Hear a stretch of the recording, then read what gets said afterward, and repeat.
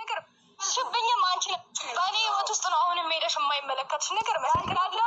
ወጣ ወረድኩ እያልሽ ነገሩን እንዲያመስሽ ያለሽው አንቺ ነሽ ያደረስሽብኝም አንቺ። ጉድ አስደንጋጩ ነገር ልንገራችሁ። የታባቱ ዳኒ እንኳን በሰላም መጣክ፣ እንኳን በሰላም ተፈታክ፣ እንኳን ደህና ወደ ሚዲያው መጣክ ብዬ በዚሁ አጋጣሚ ደስታዬን መግለጽ ፈልጋለሁ።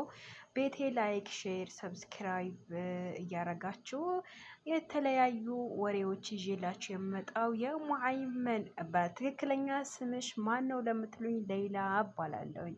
ሌይላ እባላለሁ። ነገር ግን በልጄ ስም ነው ዩቲዩብ ከፈትኩት።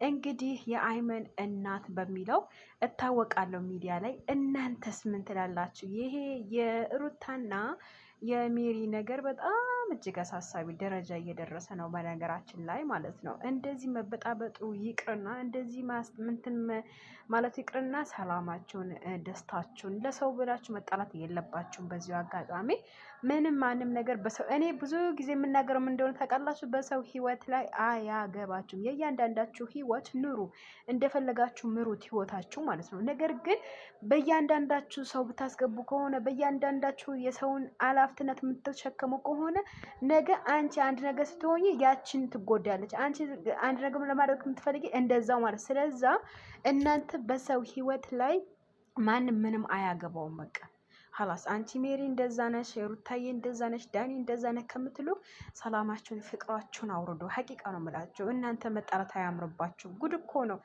እንዴ! እኔ በእናንተ ያልጠበቅኩት ነገር በእናንተ የማይጠበቅ ነገር ነው እና ሀቂቃ በእናንተ አይጠበቅም ይሄ ነገር ማለት ነው። እናንተስ ምን ትላላችሁ ጅማ? ቶሎ በሉ ኮሜንት ስራ አስቀምጡልኝ።